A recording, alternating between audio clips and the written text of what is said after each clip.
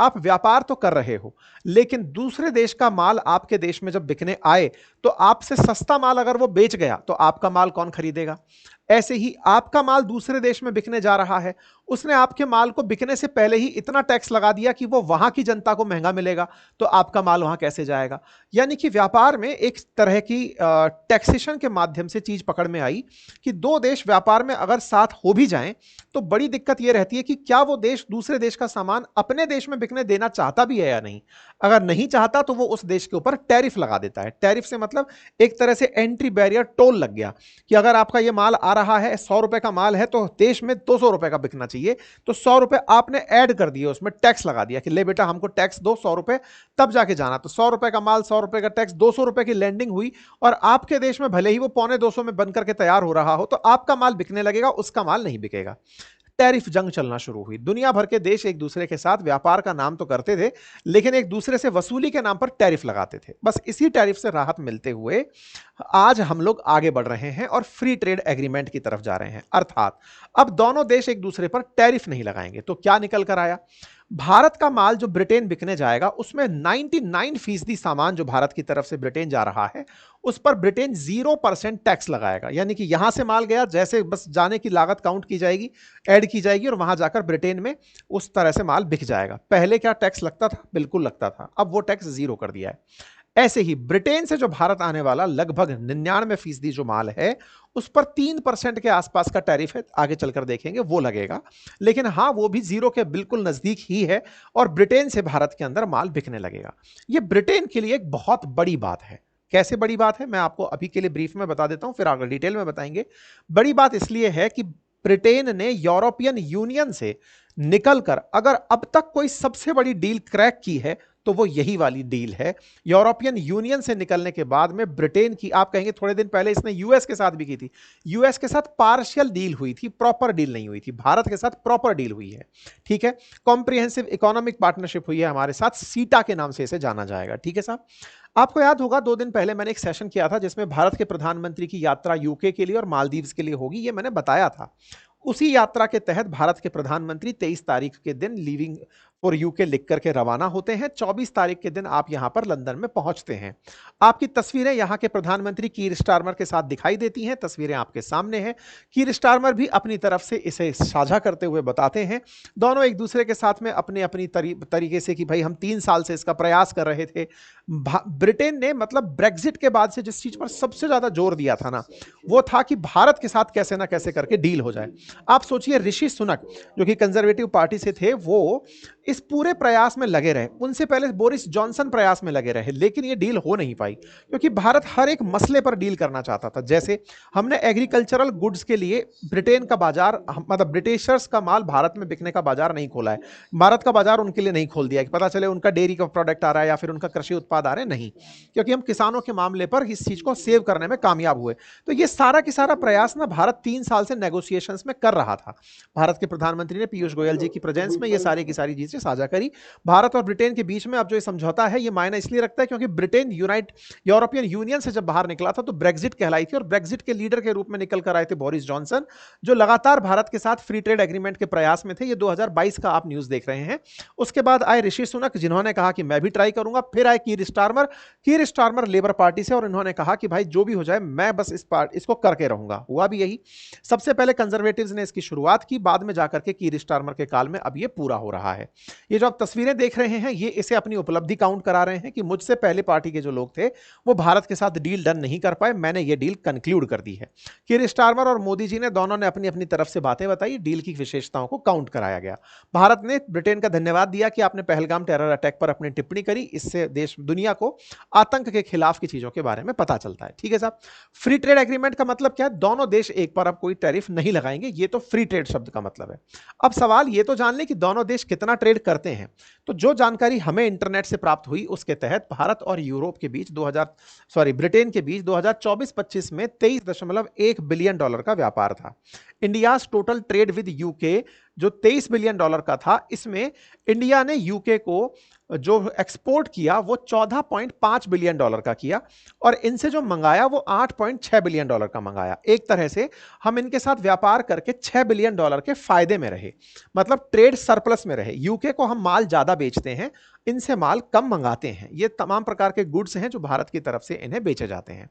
इस डील के बाद दोनों देशों का प्रयास है कि ये एग्रीमेंट 112 बिलियन डॉलर तक पहुंचे।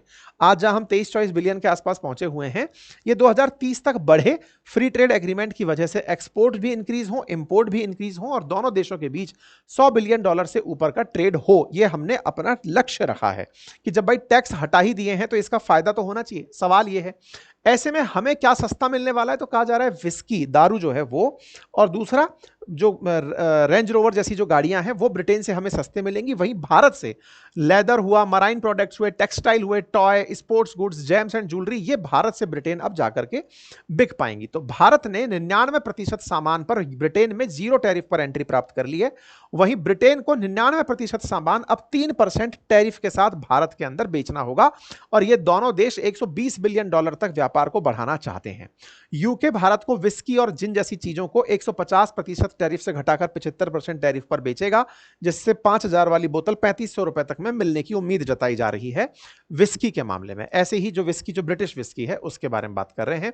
ऐसे ही ऑटोमोटिव और एरोस्पेस के अंदर बात की जाए तो ऑटोमोटिव टैरिफ को 100% से 10% किया जा रहा है, जिसके चलते कहा जा रहा है कि जो गाड़ियां वहां से बनकर भारत में आती हैं, जैसे कि रेंज रोवर, जगुआर जैसी जो गाड़ियां हैं, वो गाड़ियों पर टैरिफ घटने से उनकी कीमतों के अंदर भी कमी देखने को मिल सकती है। 20 से 30% उनकी कीमतों में कमी देखने को मिल सकती है।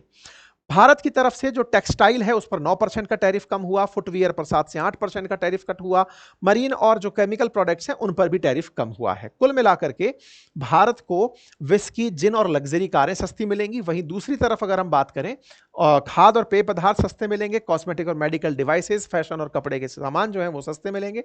वहीं भारत की तरफ से टेक्सटाइल सेक्टर जो है, जिसमें कपड़ा बनता है, वो यहां से बाहर आसानी से बिकने जा पाएगा। गहने और कपड़े जो हैं वो ज्यादा अच्छे से बिक पाएंगे। इंजीनियरिंग गुड्स, दवाइयां, मेडिकल डिवाइसेस, चाय, मसाले और समुद्री सामान भारत की तरफ से ब्रिटेन में अब आसानी से बिकेंगे। अब आपके दिमाग में एक सवाल आने लगेगा, भारत वहां पर सामान भेज रहा है, वो यहां पर, तो क्या इस तरह के व्यापार से हम फिर से इनके चंगुल में तो नहीं फंस रहे? इनके साथ मुक्त व्यापार करके पिछले दिनों वाली बात तो नहीं आ जाएगी? ये एक बड़ा सवाल बनता है। क्यों? क्योंकि ये हमारे लिए कह रहे हैं कि आपके इतने माल पर हम टैरिफ नहीं लगाएंगे। अब देखने वाली बात है कि ये लगभग बहुत सारे सामानों पर अब टैरिफ हटा ही दे रहे हैं। Process food, vegetable oil, transport oil. हमारा माल इनके देश में जो बिकने जा रहा है वो लगभग कच्चा माल जैसा सामान दिखाई देता है। खाना हो गया, है ना, लेदर फुटवियर हो गए, इलेक्ट्रॉनिक मशीनरी, मतलब कंज्यूमेबल आइटम्स जो हैं वो ज्यादा ज्यादा दिखाई दे रहे हैं। ऐसे में भारत की अर्थव्यवस्था में निर्यात को तो बढ़ावा मिलेगा, और निर्यात जिन चीजों का है उसमें टेक्सटाइल, लेदर, ऐसी चीजें हैं, तो इससे क्या लेबर इंटेंसिव काम बढ़ेगा, यानी कि रोजगार बढ़ेगा। रोजगार के नाम पर एमएसएमई सेक्टर के अंदर ग्रोथ के चांसेस दिखेंगे और कई जगह इन्वेस्टमेंट भी आएगा।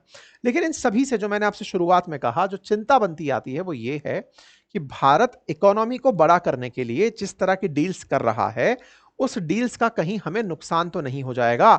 नुकसान से मतलब हम पुराने दिनों में तो नहीं चले जाएंगे। ऐसा हम क्यों कह रहे हैं? ऐसा हम इसलिए कह रहे हैं कि साहब, ब्रिटेन के साथ हमारी पुरानी यादें बहुत खराब हैं। शुरुआत में तो यह आकर बहुत ही हम्बल होकर के हमसे परमिशन मांगे थे, बाद में दिक्कत कर दिए। ऐसा नहीं होगा। इसके पीछे का कारण क्या है वो जान लीजिए। देखिए, ब्रिटिशर्स जब इंडिया आए थे तब भारत के साथ 3-4 देश ही थे जो व्यापार करने के इच्छुक थे। मतलब उसमें ब्रिटिशर्स थे, फ्रांसीसी थे, डच, पुर्तगालीज, ये सब लोग थे। लेकिन आज भारत लगभग 190 देशों के साथ व्यापार करता है। अगर हम एक्सपोर्ट की बात करें ना, तो हम 7500 से ज्यादा आइटम खुद बेचते हैं दुनिया के 190 देशों को। और बात हो इंपोर्ट की, तो 140 देशों से 6000 से अधिक सामान हम मंगाते हैं। तो एक्सपोर्ट और इंपोर्ट की अगर हम बात करें तो हम 190 देशों को एक्सपोर्ट कर रहे हैं, 140 देशों से हम सामान मंगाते हैं। तो ऐसे में ना, भारत के लिए यह चिंता करना कि ब्रिटेन से व्यापार करने का हमें कोई नुकसान हो जाएगा, तो ये मतलब बहुत ही गलत थॉट हो सकती है आज के लिए। दूसरा, भारत का ब्रिटेन से व्यापार इतना है नहीं। 23 बिलियन डॉलर के आसपास का व्यापार दिखाई दिया फैक्ट्स में। भारत का जो टोटल एक्सपोर्ट है ना, वो 778 बिलियन डॉलर का है, और जो इंपोर्ट है वो 700 बिलियन डॉलर के आसपास है। हम लोग 1.5 ट्रिलियन डॉलर से ऊपर का व्यापार करते हैं। इनसे 20-30 बिलियन डॉलर के आसपास का व्यापार है, उसमें भी हम ही पैसा कमा रहे हैं। तो ऐसे में फिलहाल ब्रिटेन वो ब्रिटेन नहीं है जिसे आप ऐसा देखते थे कि हाँ ब्रिटिशर्स ने भारत पर राज किया था, अब वो हमसे भी छोटी अर्थव्यवस्था है। ठीक है, पहले उन्होंने कच्चे माल के साधनों पर कंट्रोल किया था, अब कच्चे माल हमारे ही हैं। ना केवल कच्चे माल हमारे हैं बल्कि अब हम फिनिश्ड गुड्स भी, पहले कपास से कपड़ा वहां बन के आता था, बिकता यहां था, अब हम कपड़ा बना के उनके बाजार में बेचने जाते हैं। यह भारत का नया स्वरूप है। उम्मीद है आपको यह बात समझ में आए। सब इससे भी इंपॉर्टेंट बात, भारत केवल ब्रिटेन से मुक्त व्यापार समझौता नहीं रखता, एक लिस्ट है पूरी जिसमें श्रीलंका, भूटान, कोरिया, दक्षिण Korea, Japan, Thailand, Singapore, Malaysia, Australia, Mauritius, UAE, UK, इन सब के साथ हम एफटीए रखते हैं। आसियान भी इसके अंदर शामिल है।